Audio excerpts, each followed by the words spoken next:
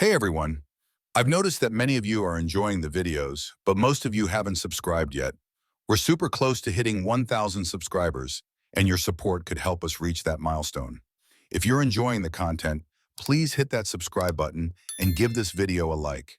It really makes a huge difference and helps us keep creating more awesome content. Thank you so much for watching and supporting. The sunlight felt too bright, too intrusive as it poured into the kitchen. It slanted through the windows and illuminated every crack, every flaw, both in the walls and in my life. I sat at the breakfast table, the newspaper in my hands, the words blurring into nothing. My focus was elsewhere. Across from me, Sarah scrolled through her phone, her face devoid of expression, her fingers moving in a detached mechanical rhythm. She hadn't looked up once. The silence stretched between us like a chasm, deepening every second. Something was off. It had been for a while, but I couldn't quite put my finger on it. Maybe it was the way her laugh had changed, that subtle edge to it, like she was laughing at me, not with me, or how she no longer met my eyes when I spoke to her. I glanced up from the paper and watched her, pretending I wasn't.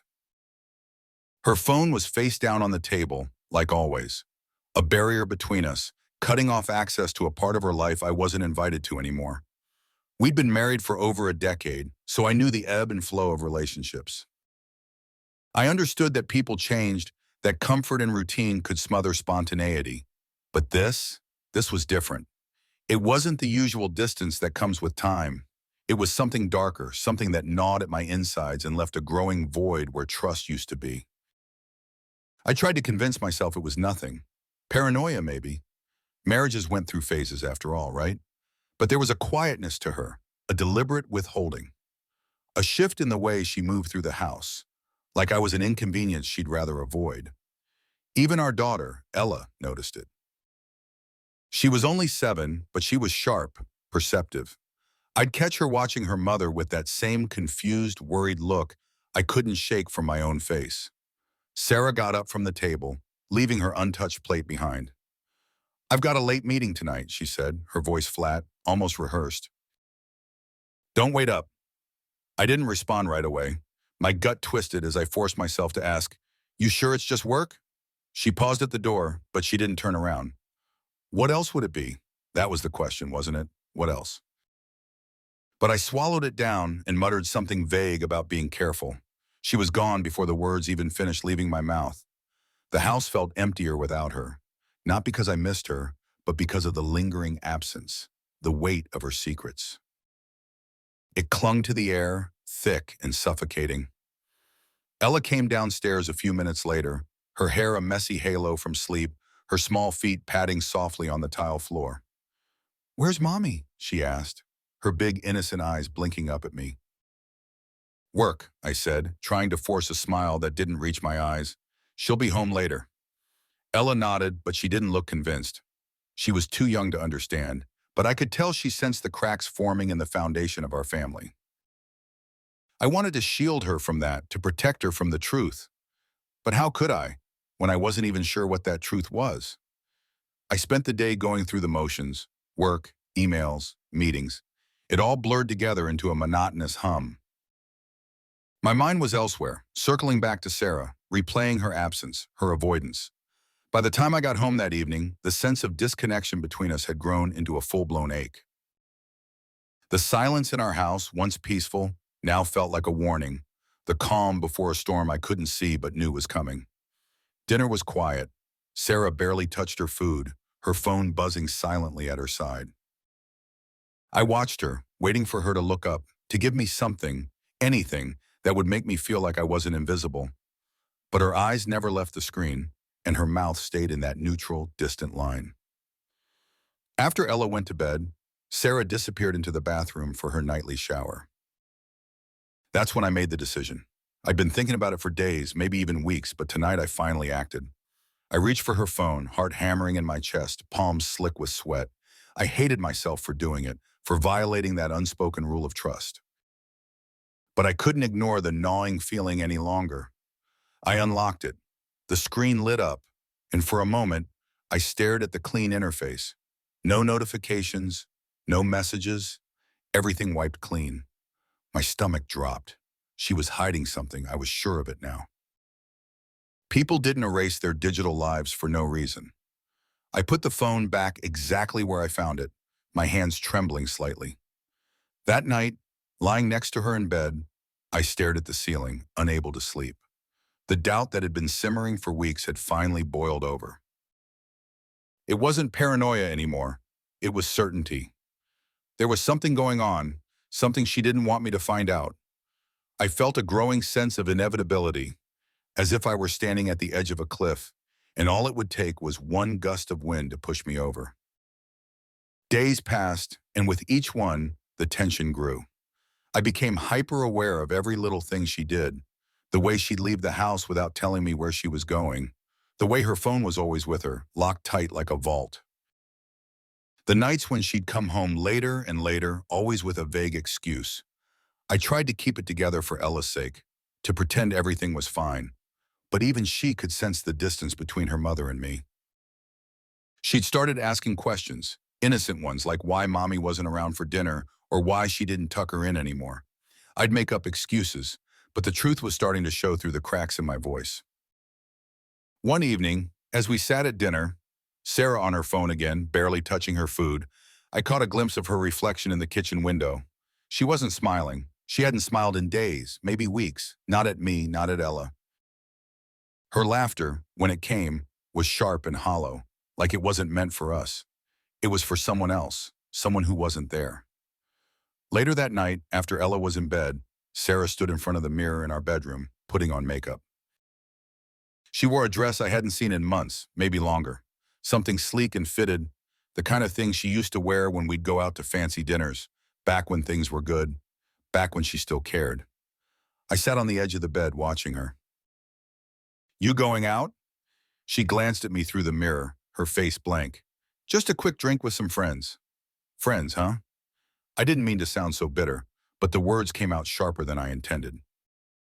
She paused, brush in hand, and for a second, I thought she might actually say something real, something honest.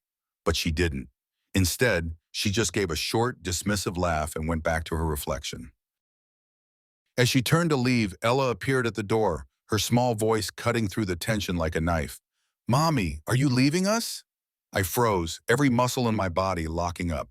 I couldn't look at Sarah. I couldn't move. I could only listen. Sarah laughed, this cold, brutal sound that made my blood run cold. "Don't be silly, sweetie," she said, crouching down to ruffle Ella's hair. "I'll be back soon." Ella didn't look convinced, and neither did I. I watched Sarah leave, my fist clenched so tight my nails dug into my palms. That laugh, it echoed in my head, bouncing around like a cruel joke, cutting deeper than any argument ever could. It was the sound of her contempt, of her dismissal. The sound of her not caring, not about me, not about us. As the door closed behind her, something inside me snapped. It wasn't sudden, like an explosion. It was quiet, like the last piece of a puzzle falling into place.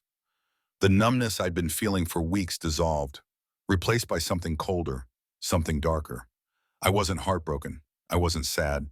I was angry. The betrayal was real now, and it was worse than I'd imagined. It wasn't just that she was leaving us for someone else. It was the way she laughed at the idea of it, the way she brushed off our daughter's fear like it meant nothing, like we meant nothing. I sat in the dark after Ella went to bed, my mind racing, my heart pounding. The love I once felt for Sarah had twisted into something unrecognizable, something raw and jagged. I didn't want to cry, I didn't want to beg. I wanted her to suffer. She thought she could get away with it. She thought I wouldn't notice, that I'd sit quietly while she dismantled our life piece by piece. But she was wrong. I wasn't going to confront her. I wasn't going to give her the satisfaction of a fight. No, this would be different. This would be quiet, cold, calculated, and she would never see it coming. My days blurred into an obsessive routine. Sarah's betrayal weighed on me, but instead of confronting her, I channeled everything into watching, waiting. I noticed the little things she didn't think I would, the late nights, the subtle adjustments in her routine. The way her face lit up before leaving, then dimmed as soon as she stepped back into our house, back into her role as mother and wife. I tried to act normal around Ella, keep my voice steady when I asked about her day, but I could tell she felt it, the tension seeping into every corner of our lives. I saw it in the way she hesitated when she spoke to her mother, in the quiet questions she asked me when Sarah wasn't around. "Is Mommy mad at you?" she whispered one night as I tucked her in. "No, sweetheart," I lied through my teeth. "She's just tired. Tired of me, tired of us." But how could I explain that to a 7-year-old? How could I tell her that the woman she looked up to, the woman who used to sing lullabies and kiss her scraped knees, was now someone I barely recognized? Someone I was starting to hate. The house felt different when Sarah wasn't home. Empty, but in a way that gave me some space to think. Alone in the silence, I found myself searching for clues, for anything that could confirm what I already knew in my gut. I started keeping track, mentally at first, then in a notebook I stashed under a stack of old tax returns. Times she left, places she claimed to be, the nights she came home smelling like perfume that wasn't hers. It wasn't just my imagination anymore. Every day I found another piece of the puzzle, something that chipped away at the last shreds of doubt I might have had. Her phone, always face down, always locked. The way she would leave the room when it rang, speaking in hushed tones when she thought I wasn't listening. The quick glances at the door before she slipped out, leaving me and Ella behind without so much as a backward glance. But then, she made a mistake. One evening, as she prepared to go out, again, she left her phone on the kitchen counter. I could hear her humming in the other room, the faint sound of water running as she applied makeup or fixed her hair, getting ready for whoever it was that made her light up like that. Her phone buzzed. A message. My stomach tightened as I glanced at the screen. "Can't wait to see you tonight, beautiful." The name attached to the message was Tom. Tom. A surge of nausea hit me as I stared at the words, my hands trembling with a mixture of fury and disbelief. I felt a coldness spreading through me, numbing the initial shock. It wasn't just suspicion anymore. It was real, tangible. There was no denying it now. She was lying to me, lying to Ella, and laughing about it all behind my back. I put the phone back before she could notice, wiping my sweaty palms on my jeans as I tried to calm the storm raging inside me. She didn't know I'd seen it. She didn't know that with a single text, she had confirmed everything I had been dreading. And in that moment, something inside me shifted. The hurt, the confusion, they dissolved, leaving only a sharp, burning anger. I wouldn't confront her, not yet. That would be too easy. I needed time. I needed a plan. Later that night, when she was getting ready to leave for her so-called date, Ella stood in the doorway, watching her mother with wide, questioning eyes. Sarah, oblivious, checked herself in the mirror, adjusting her earrings and fluffing her hair. "Mommy, are you leaving us?" Ella's voice was small, afraid. My breath caught in my throat as I watched from the hallway. Sarah froze for a second, then turned, her face softening into a practiced smile. But what came out of her mouth made my blood run cold. She laughed. This low, heartless sound that cut right through me, slicing deeper than any words ever could. "Don't be silly, sweetie," she said, ruffling Ella's hair. "I'll be back soon." I watched her walk out the door without another word, her laughter still echoing in my head. That laugh, it stayed with me, long after she was gone. It was the final nail in the coffin, the moment I realized she wasn't just leaving me. She was leaving us. And worse, she didn't care. Not about the hurt she was causing, not about the fear in Ella's eyes. We were nothing to her now. An inconvenience she would shed as soon as it became too much to carry. I clenched my fists, nails digging into my palms until the pain brought me back to reality. She would pay for this. I wasn't going to let her get away with it, but I couldn't rush. The anger thrummed under my skin, demanding action, but I knew better. Confronting her now would only give her a chance to twist the narrative, to make me the villain, the insecure husband who drove her away. I needed something more than anger. I needed control. I started paying closer attention to everything she did. I watched her closely, noting every time she left the house, every excuse she made. I didn't just listen. I started digging. Her phone was the first clue, but I needed more than that. I began checking her emails, scouring her social media accounts for any signs of Tom or any other man who might be lurking in the shadows. I found nothing at first, but I didn't stop. It became an obsession. Every spare moment I had, I was looking for something, anything that would give me more power over her. She was too careful, too good at covering her tracks, but she couldn't erase everything. One evening, while she was out, I found it. An old email she hadn't deleted, buried under a sea of spam. It wasn't from Tom, but from someone else. The message was vague, but it was enough to confirm that Tom wasn't the only one. She'd been doing this for months, maybe longer. Different men, different lies. I stared at the screen, my heart pounding in my chest. How many nights had she looked me in the eyes and lied to my face? How many times had she tucked Ella into bed, kissed her goodnight, and then gone off to meet someone else? The realization hit me like a punch to the gut. This wasn't just an affair. This was something darker, more deliberate. She wasn't just cheating, she was living an entirely separate life, one where I didn't exist, where Ella didn't exist, and she was laughing about it. That laugh echoed in my mind again, mocking me, taunting me. I couldn't sleep that night. My mind raced with a million thoughts, all of them circling back to the same point: revenge. But it couldn't be impulsive. It had to be careful, meticulous. I needed more than just proof of her infidelity. I needed to dismantle her life piece by piece, just like she had done to ours. Her job, her reputation, the perfect image she projected to the world, it was all going to come crashing down. I wouldn't just confront her. I would destroy her, bit by bit, until there was nothing left. But I had to be smart. If I moved too quickly, she'd see it coming. She'd twist things, make me look like the villain. I couldn't afford that. So I started small. I took screenshots of the messages I found. I documented everything, building a case against her in secret. Every lie, every betrayal, it was all there, waiting for the right moment to be revealed. I reached out to a private investigator, someone discreet. I needed more than just the texts and emails. I needed concrete evidence. Photos, dates, times. I needed to know exactly how long this had been going on and just how deep her deception ran. The investigator was thorough, and within a week, he had more information than I could have ever imagined. It wasn't just Tom. There were others, several others. Some were one-time flings. Others had been going on for months, maybe longer. Sarah had perfected her double life, juggling different men while keeping up the facade of a devoted wife and mother. I stared at the investigator's report, numb. I thought I had been prepared for this, but the sheer scale of her betrayal left me reeling. I had to sit down, my head spinning as I tried to process it all. This wasn't just about one mistake. This was about a pattern, a web of lies so intricate, so deliberate that I felt like I had been living with a stranger for years. The woman I had married didn't exist anymore. She had been replaced by someone cold, calculating, and cruel. Someone who didn't care about the destruction she left in her wake.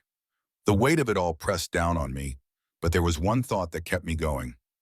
Ella. She couldn't know. She couldn't be dragged into this mess. I had to protect her, shield her from the fallout. But how? Every step I took toward revenge risked pulling her into the storm. I couldn't let that happen. I had to be careful, calculated. I had to make sure that when everything came crashing down around Sarah, Ella wouldn't be caught in the debris. Sarah came home that night, early for once, catching me off guard. I had been reviewing the evidence on my laptop, organizing it into folders, when I heard the front door slam. My heart leapt into my throat as I quickly closed the screen, but it was too late. She saw the look on my face, the tension in the air. "What's going on?" she asked, her voice sharp, eyes narrowing in suspicion. For a moment, I thought about telling her everything, laying it all out right there. But I didn't. I wasn't ready. I wasn't done yet. "Nothing," I said, forcing a smile. "Just work stuff." She didn't believe me. I could see the flicker of fear in her eyes before she turned away, laughing it off like she always did. But now she knew something was wrong.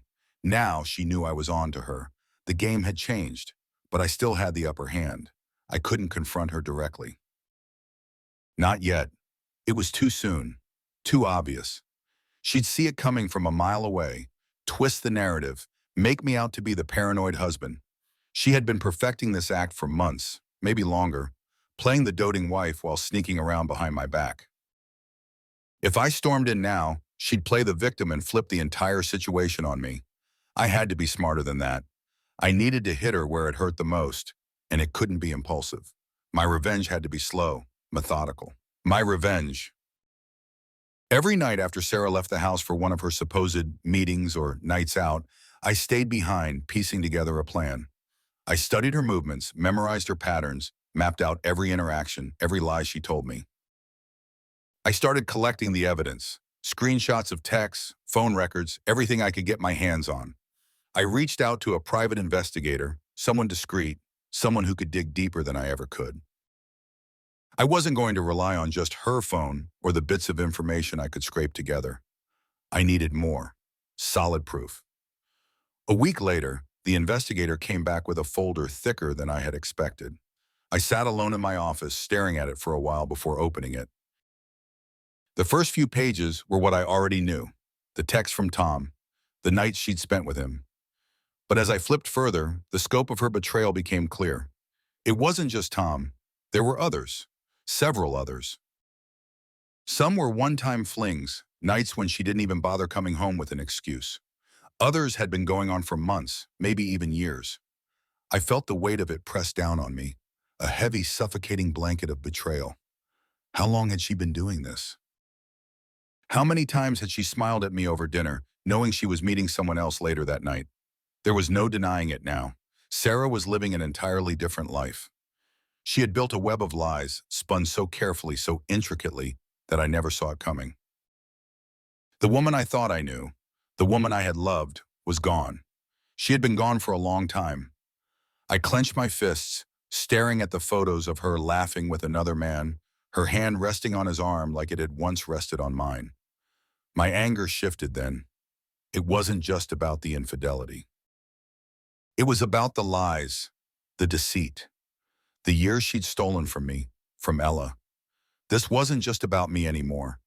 This was about my daughter, the family Sarah had ripped apart without a second thought.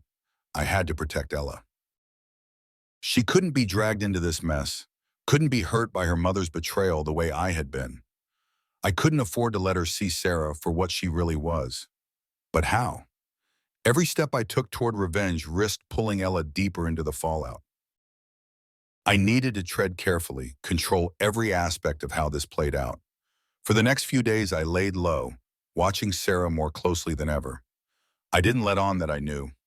I still kissed her goodbye in the mornings, still asked her about her day when she got home. But every word she said, every lie that dripped from her lips made me want to scream. Instead, I smiled, nodded, played the part of the oblivious husband. I let her think she had the upper hand. I let her believe she was getting away with it. And then I made my first move. It was subtle at first, barely noticeable. I started with her job. Sarah worked at a PR firm, her career the perfect cover for all her late nights and long weekends away. I knew from the investigator's report that she had been using her work email to communicate with Tom and her other lovers, setting up their meetings, even going so far as to send suggestive photos from the office. All it took was a few anonymous tips, a well-timed email with screenshots of those messages sent to her boss. I didn't have to wait long for the fallout. One evening, Sarah came home earlier than usual, her face pale, her hands trembling. She didn't say anything at first, just poured herself a glass of wine and sat down at the kitchen table. I watched her from across the room, pretending to be absorbed in my laptop. They suspended me, she said finally, her voice barely above a whisper. I looked up, feigning surprise. What? Why? She stared into her glass, her fingers wrapped so tightly around the stem that I thought it might break. Someone sent them photos, emails. They think I've been using company resources for... She trailed off, unable to finish the sentence. I kept my expression neutral, fighting the urge to smile. That's ridiculous, I said, keeping my voice steady. You would never do something like that.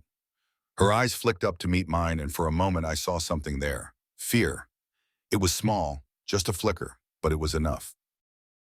She was starting to realize that maybe she wasn't as in control as she thought. Maybe things weren't going as smoothly as she had hoped. The days that followed were tense. Sarah spent most of her time at home, pacing the house, waiting for the firm to call her back with the results of their investigation. I stayed quiet, watching her unravel piece by piece. She didn't know it yet, but this was just the beginning. I was only warming up. While Sarah was distracted with her job, I moved on to her social life. She had always prided herself on her group of friends, her perfect little circle of women who met for brunch and gossiped about their husbands. I knew they worshipped her, envied her seemingly perfect marriage. I was going to shatter that illusion. I started leaking the evidence, anonymously, of course. Screenshots of her texts with Tom, the photos she had sent him. It didn't take long for the whispers to start, for the sideways glances to follow her when she walked into a room. She came home one evening, her face tight, her eyes red-rimmed. "What's wrong?" I asked, knowing full well what had happened. "Nothing," she snapped, brushing past me to pour herself another glass of wine. But I could see it. The cracks in her confidence, the way she avoided my gaze. The fear was growing now, gnawing at her from the inside out. Her perfect little world was starting to crumble, and she had no idea why. But I did. The investigator's report had given me more than enough to keep going. I had enough ammunition to ruin Sarah completely, but I wasn't done yet. I wanted to take everything from her, strip away every last piece of her life, until there was nothing left but the wreckage she had created. I continued to collect more evidence, planning my next move. But as I dug deeper, something unexpected happened. It was late one night when I stumbled across a new piece of information. I had been going through Sarah's texts again, looking for anything I might have missed, when I found a message from Tom. It wasn't like the others. There was no flirting, no talk of meeting up. It was a warning. "Be careful. They're asking questions. Don't get me involved." I stared at the message, my heart pounding. This was different. This wasn't just some affair. Tom wasn't just some guy. There was something else going on here, something darker, something dangerous. I didn't know what it was, but I knew I had to be careful. If I pushed too hard, if I exposed Sarah too quickly, I could end up in over my head.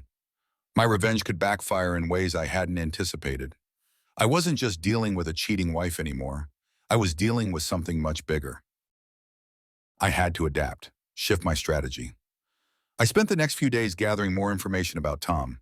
The investigator had given me a brief rundown of who he was, but I needed more. I needed to know exactly what kind of man I was dealing with. It didn't take long to find out. Tom wasn't just a random guy. He had connections, dangerous ones. He was involved in some shady business, the kind of business that could get people hurt if they weren't careful. I was treading on dangerous ground and I knew it, but I couldn't stop now. I was too far in. Then, everything changed. One night, Sarah came home unexpectedly early. I was in my office going through the latest batch of evidence, organizing it into folders on my computer when I heard the front door slam. My heart jumped into my throat as I quickly closed the screen, but it was too late. She was standing in the doorway, her face pale, her eyes wide with fear. What is this?" she whispered, her voice shaking. For a moment, we locked eyes, and I saw it there. Pure, unfiltered terror. She knew. She had seen everything. The texts, the photos, the investigator's report, all of it. I stayed calm, my heart pounding in my chest. "What do you think it is?" I asked, my voice cold. She opened her mouth to speak, but no words came out. Instead, she let out a short, desperate laugh, like she was trying to convince herself this wasn't happening, but it was. And there was no going back now. The game had changed, and it was time for me to make my move. She stared at me across the kitchen, her face pale, fingers gripping the back of a chair like it was the only thing keeping her upright. The panic was finally setting in. She was realizing how far I'd gone, how much I knew. And worse, she was starting to see that it wasn't going to stop. I wasn't going to stop. "Why are you doing this?"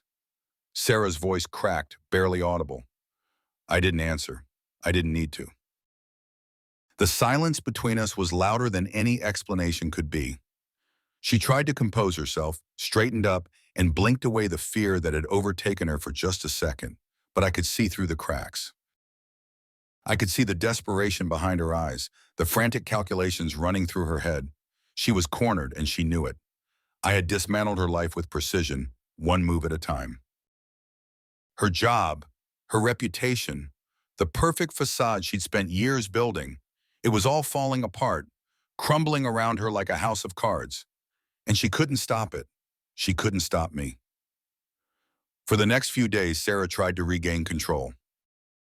She made frantic phone calls to her boss, trying to explain the emails, the photos. But I had been too careful, too thorough. The evidence I sent to her employer had done its job. They didn't just suspend her, they were preparing to fire her.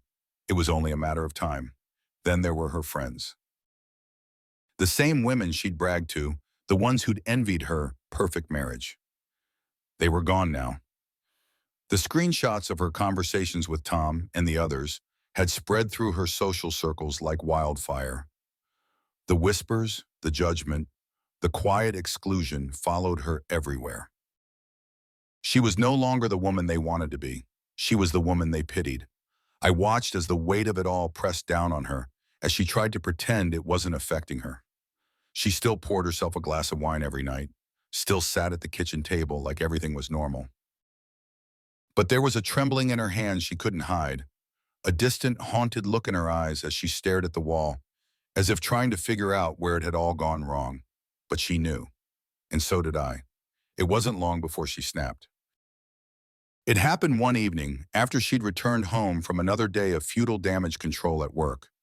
I had been waiting for this, the moment when she would confront me, when she would lash out. And there it was, the moment I'd been preparing for. "You did this, didn't you?" Sarah's voice was sharp, brittle. She stood in the kitchen doorway, eyes blazing. "You sent those emails. I didn't look up from the newspaper I was pretending to read. You're imagining things." Her breath hitched, and for a second, I saw the panic return. But it was quickly replaced by something else. Anger. "You think I don't know what you've been doing? You think I'm that stupid?" I finally looked up, meeting her gaze. "I think you've been lying to me for years. To me, to Ella. You've been sneaking around behind our backs, living some twisted double life. And now you're paying for it." Her mouth opened, closed, then opened again, but no words came. Instead, she let out a bitter laugh. "You're insane." I leaned forward, my eyes locked on hers. "No, Sarah, I'm awake. I see things clearly now. You, this marriage, it's all been a lie. And now you get to watch it burn." The fear was back now, etched across her face as she took a step back. For a moment, I thought she might try to hit me, lash out in some desperate attempt to take control. But she didn't. Instead, she turned and walked away, leaving the kitchen in silence. I let out a breath I hadn't realized I was holding. It wasn't over yet. The next day, Sarah didn't go to work. She didn't even get out of bed. She spent the entire day in the bedroom, the door closed, the blinds drawn. I checked on Ella, kept her distracted, made sure she didn't ask too many questions. She was young, but she wasn't stupid. She could sense something was wrong, even if she didn't fully understand what it was. I tried to keep things normal for her, but the cracks were showing. The tension was seeping into every corner of our lives, and I knew it was only a matter of time before Ella started asking questions I couldn't answer. That night, when I came downstairs after putting Ella to bed, Sarah was waiting for me in the living room. She looked like hell. Her hair was disheveled, her eyes red and swollen from crying. There was an empty bottle of wine on the coffee table in front of her, and she was nursing the last remnants of a second one. "You've destroyed my life," she slurred, her voice thick with wine and exhaustion. I stood there watching her. "You did that all on your own." "No." She shook her head, her eyes glassy, unfocused. "No, you—" Her voice cracked, and for a moment she looked like she might break down completely. But then she straightened up, her face hardening. "You think you've won, don't you?" I stayed silent, watching her unravel. She leaned forward, her eyes narrowing. "You think this is over? You think I'm just going to roll over and take this? You don't know who you're dealing with." There it was, the final card she had been holding on to. The last, desperate threat. I didn't flinch. "Tom's not going to help you," I said, my voice calm, steady. "He's not the man you think he is." Her face twisted in confusion, but I could see the doubt flicker in her eyes. He's been running his own game, Sarah. And you've been just another pawn in it. She didn't believe me. Not yet, but she would. I had found out more about Tom in the days since Sarah had discovered my evidence. He wasn't just some random fling. He was connected, involved in things far darker than either of us had realized. And I knew that if Sarah tried to turn to him, she'd be walking straight into a world of trouble. Trouble that even she couldn't manipulate her way out of. You don't know what you're talking about, she spat, but her voice wavered. I stepped closer, my voice lowering. You really think he cares about you? You think he's going to protect you when this all comes crashing down? Her eyes widened just for a second, but it was enough. The seed of doubt was there, planted deep in her mind. I didn't need to say anything more. I turned and left her sitting there, alone in the dark, drowning in the realization that her world was closing in around her. The next morning, she was gone. She hadn't taken much, just a suitcase, some clothes, her phone. She left a note on the kitchen counter, scrawled hastily in her handwriting. I need space. Don't call me. I stared at the note for a long time, my heart pounding in my chest. It wasn't over. Not yet. She was going to try to regroup, to find a way out of the mess she'd made. But she wouldn't get far. Not with Tom involved. For a week, there was nothing. No calls, no messages. It was quiet, unnervingly so. I kept waiting for the other shoe to drop, for Sarah to come storming back into our lives with some new plan, some new way to take control. But she didn't. Then the call came. It was late, past midnight. I had just put Ella to bed and the house was quiet. I almost didn't answer the phone when it buzzed on the kitchen counter, but something told me I needed to. I picked it up, my heart racing. Hello? There was a pause on the other end of the line, then a voice I hadn't expected to hear. It's Tom. My stomach dropped. You've been playing a dangerous game, he said, his voice low, threatening. I know what you've done. And now, it's my turn. The line went dead. I stood there, the phone still pressed to my ear, the weight of his words sinking in. I stood there, the phone still in my hand, Tom's words hanging heavy in the air. Now it's my turn. The chill that ran down my spine wasn't just fear. It was the realization that I had miscalculated. I'd been so focused on tearing Sarah's life apart that I hadn't thought about the other pieces on the board, the ones I couldn't control. Tom was one of those pieces, and now I had provoked him. I put the phone down and sat at the kitchen table, the same place I'd sat every morning for years, pretending everything was fine. Now it was a battlefield. The walls felt like they were closing in, suffocating me in the silence of the house. I stared at the note Sarah had left, her scrawled handwriting still on the counter, mocking me. Don't call me. Good. I didn't need to. She was gone, out of my life. But that didn't mean the fallout wasn't still raining down around me. Ella was sleeping upstairs. That was the only thing that mattered right now. She had no idea what was happening, no clue about the mess her mother and I had made of our lives. I needed to keep her safe, away from all of this. But Tom's call changed everything. If he came after me, he could come after her. I felt my chest tighten, my hands trembling as I ran through the options. Tom was dangerous. I had learned that much from the investigators' reports. Shady deals, a network of people who owed him favors, and worst of all, he wasn't afraid to use violence when it suited him. This wasn't just about some affair anymore. I'd wandered into something much darker, and now I was in his crosshairs. The house felt too quiet, the kind of quiet that let every little noise amplify in your head, the creak of the stairs, the hum of the refrigerator, all too loud, all too intrusive. I stood up and grabbed my keys. I had to get out, clear my head, think through what I was going to do next. But as I reached for the door, I stopped. What if someone was already watching? I wasn't paranoid, I was cautious.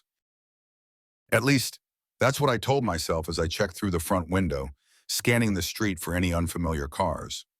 The road was empty, but that didn't mean I was in the clear. I was playing a different game now, one I wasn't prepared for. I turned back toward the kitchen and sat down again. Think. Stay calm. Sarah was in hiding somewhere, no doubt licking her wounds, but she wasn't coming back. Not yet. She knew her reputation was ruined. I'd made sure of that. But Tom? He had nothing left to lose. I was the reason his affair with Sarah had blown up. The reason his name was being whispered in the same circles I'd exposed her to. And now, with his threats hanging over me, I knew I couldn't simply wait for things to get worse. That's when the knock came. I froze. My hand hovered over my phone, but I didn't reach for it. It was past midnight. No one knocked on doors at this time unless they wanted trouble. My mind raced through the possibilities. Tom wouldn't send someone to my house this quickly, would he? I hadn't even had time to process his threat.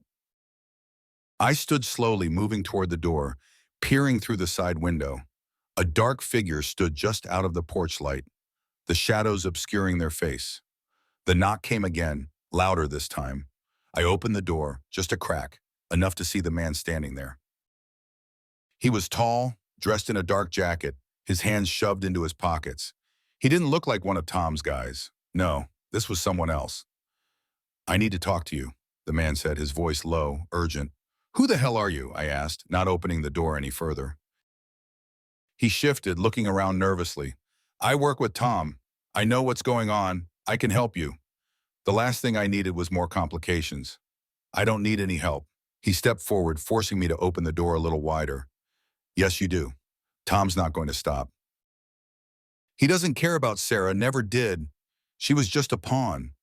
But you've made it personal now." My heart pounded. "Why are you here?" "Because Tom doesn't know I'm here," he said, his voice tight, eyes darting up and down the street. "He thinks you're a threat. And when Tom thinks someone's a threat, he doesn't just scare them, he eliminates them." The weight of his words hit me hard. This wasn't just about revenge anymore. It was about survival. "I didn't sign up for this," I muttered, stepping back and letting him inside.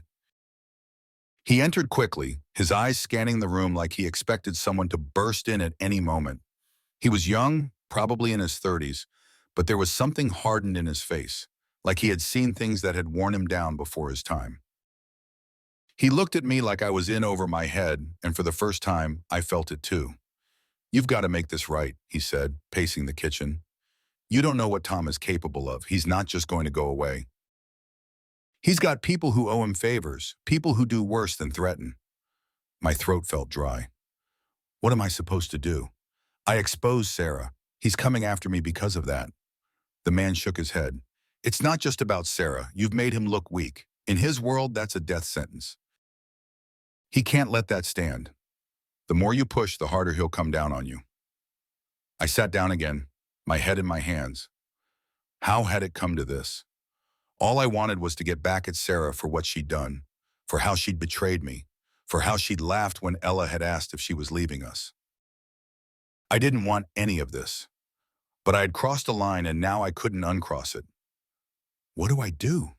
I asked, my voice barely above a whisper. The man leaned in, lowering his voice. "You've got to make this disappear. You've got to give him something he wants." I looked up at him. "And what's that?" "Money, leverage. He's already been embarrassed. He needs something to quiet this all down, something to make him whole again." I shook my head. "I don't have that kind of money, and I sure as hell don't have any leverage over him." The man's face tightened. "Then you need to find some, fast, before he comes after you for real." I stood, feeling the room spin around me. How do I even reach him? The man handed me a card, his hand trembling slightly. "He'll be waiting for your call." With that, he turned and left, the door closing softly behind him. I stared at the card in my hand, my mind racing. Tom wanted me to make this go away. But how? What did I have that could possibly make up for what I'd done? Money? I didn't have that kind of cash lying around. Leverage? The only leverage I had was the evidence I'd used to ruin Sarah's life. And then it hit me. Sarah. She had run, but she hadn't disappeared. She was still out there, hiding from the fallout, probably trying to figure out her next move. She knew more about Tom's business than I did. She had been in his inner circle for months, maybe longer. She was my leverage. I dialed her number before I could think twice. The phone rang twice before she picked up, her voice wary. "What do you want?" she said, her words cold. "You need to come back," I said, my voice steady, firm, a bitter laugh. "Why the hell would I do that?" "Because you're in this just as deep as I am, Sarah. And Tom? He's not just coming after me. He'll come after you too. The silence on the other end told me she hadn't expected that. You think he won't find you? You think he's going to let you off the hook after everything you've done? I pressed. She didn't respond right away, but when she did, her voice was softer. What are you saying? I'm saying we need to fix this together. You need to come back, and we need to give him something to make this all go away. Sarah hesitated, but I knew I had her. She wasn't stupid. She knew Tom was dangerous, and now that the web had been spun tighter around both of us, she didn't have a choice either. I'll be there in an hour, she said before hanging up. I exhaled, the weight of the last few weeks crushing me. I had wanted revenge, and I had gotten it, but the price was so much higher than I could have ever anticipated. Now, I was about to make a deal with the devil to survive it. Sarah arrived just after midnight, stepping out of a car parked at the curb. I watched from the window, hidden behind the curtain, my heart pounding in my chest. She moved slowly, her face gaunt, the once perfect exterior now cracked wide open. She had no one left to turn to, no friends, no job, and her perfect lover, Tom, had vanished the moment things got too hot. The only person left was me, the man who had torn her world apart. She knocked, 3 short raps on the door, tentative, unsure. I opened it without a word and stepped aside to let her in. She stood in the entryway, her arms crossed over her chest, eyes hollow. The silence between us was suffocating, thick with unspoken words. Neither of us wanted to be here, but we didn't have a choice anymore. I led her into the kitchen, the place where everything had started unraveling. We sat across from each other at the table, just like we used to, except now the space between us felt like a chasm. She glanced at the empty wine bottle on the counter, the one she had drained the night I'd broken her. Where's Ella? She asked, her voice hoarse, distant. Asleep, I replied. She doesn't know anything. Sarah nodded, biting her lip. For a moment I saw the woman I used to love, the one who had laughed with me, shared quiet mornings, held my hand when life got hard. But that version of Sarah had been dead for a long time. This Sarah, broken, desperate, was all that was left. You said Tom would come after me, she finally said, breaking the silence. He already has, I said. And he's coming for both of us. Her eyes flickered with fear, but she tried to hide it. What are we going to do? I took a deep breath, weighing my next words. You're going to help me stop him. Her eyes widened, and she shook her head. You don't know him like I do. He won't stop, not until... I know enough, I interrupted, my voice hard, cutting through her protest. He's dangerous, Sarah. You got involved with the wrong man, and now we're both paying for it. But we can still end this. She stared at me, her face pale, as if she was just now realizing the depth of the mess we were in. How? I need information, I said, leaning forward. Anything you know about him, his business, his connections, the people he uses, we need leverage, something we can trade. It's the only way out. She hesitated, her hands trembling on the table. I don't know everything. He kept me at a distance when it came to his real work. But I know enough about his money, where it's stashed, the accounts he doesn't want anyone to know about. It wasn't much, but it was something, enough to give me a fighting chance. Good, I said, standing up. We'll use that. I'll make contact with him tomorrow. Sarah didn't move, her gaze still fixed on the table, her voice barely a whisper. And after that? I paused, my hands clenching into fists at my sides. After that, we're done. You leave for good. Her eyes snapped up to meet mine, but there was no argument left in her. She knew what I was saying, and she knew she had no choice. She had burned every bridge she had, and whatever flicker of hope she still held onto had died the night I set her life on fire. She nodded, slowly, accepting the terms. Okay. The next morning I called Tom. The number on the card burned in my hand as I dialed, my stomach twisting in knots. The line rang once, twice, then a click. He answered, his voice cold and menacing. You're finally ready to talk, he said. No pleasantries, no pretense. I have what you want, I replied, forcing my voice to stay steady. Information about your money, your accounts. I can make this all go away. Silence on the other end. I could hear him thinking, weighing his options. Tom wasn't the type to take threats lightly, but he wasn't stupid either. He knew the game, and he knew when it was time to cut his losses. "Where?" he finally asked. "Meet me at the old warehouse on Waverly," I said. "Tomorrow night, 9 o'clock. Come alone, and we'll settle this." Another long pause, and then, "You better not be playing games." "I'm not," I said, and hung up. The warehouse was a relic of the past, abandoned for years.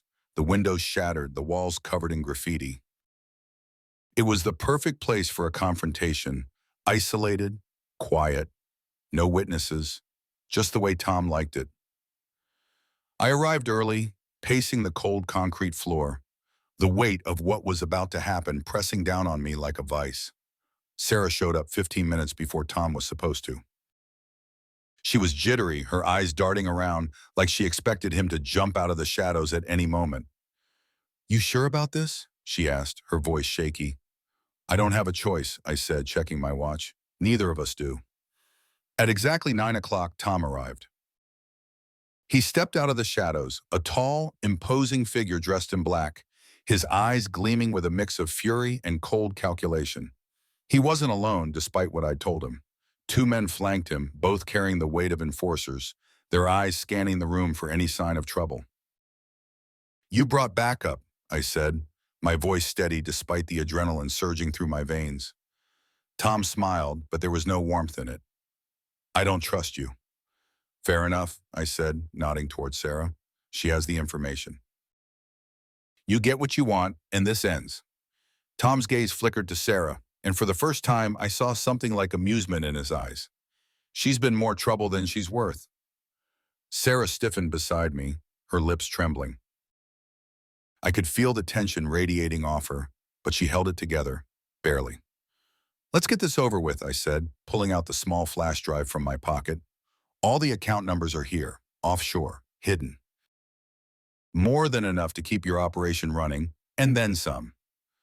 Tom eyed the drive like a predator sizing up prey. He stepped forward, his men staying close behind him. "And how do I know this isn't some trick?" he asked, his voice low, dangerous. "You don't," I replied, holding his gaze. "But if you don't take it, your accounts will disappear. You'll lose everything." He studied me for a moment longer, then snatched the drive from my hand. He turned it over in his fingers, the smile returning. "Smart move." Just as he was about to pocket the drive, Sarah stepped forward. "This doesn't mean you can hurt him," she said, her voice sharp. "We give you this, and you leave us alone." Tom turned to her, his smile widening. "You think you're in any position to make demands?" Her face paled, but she didn't back down. I could see the fear in her eyes, the same fear that had driven her to Tom in the first place. She had wanted power, control, something she never found in me. But now, standing face to face with the devil she had made a deal with, she realized just how little power she had. Tom chuckled, slipping the flash drive into his pocket. "I don't make promises, sweetheart, but for now consider this settled." He turned to leave, his men following close behind. For a moment, relief washed over me. It was over. Tom had what he wanted, and we could finally be free of him. But as he reached the door, he stopped, glancing over his shoulder. "One more thing," he said, his voice casual, almost offhand. "If I ever see either of you again, if you ever cross my path, it won't end with a simple conversation." His eyes locked onto mine, and I knew he meant every word. With that, he walked out, leaving me and Sarah standing in the cold, empty warehouse. I felt the weight lift off my chest, but it didn't bring the relief I expected. Instead, there was only emptiness, a hollow ache that throbbed in my gut. I had done it. I had beaten Tom, saved Sarah, and ensured Ella's safety. But the cost. I looked at Sarah. She was trembling, her face ghostly pale, her eyes vacant. She had lost everything, and I had been the one to take it from her. But the truth was, I had lost just as much. "I'll be gone by morning," she whispered, not meeting my eyes. I nodded, unable to muster a response. As the night settled around me, I walked back home alone. The streets were quiet, the air cold against my skin. I stepped into the house, the familiar creak of the door sounding louder than usual. Upstairs, Ella was still sleeping, unaware of the chaos that had nearly consumed us. I sat down at the kitchen table, staring out the window as the sun began to rise. The light filtered through the blinds, painting the room in soft hues of gold and pink. But it didn't feel like the beginning of something new. It felt like the end. I was free of Sarah, free of Tom. But as I looked at the empty chair across from me, I realized something. I wasn't free from myself. Not yet. Maybe not ever.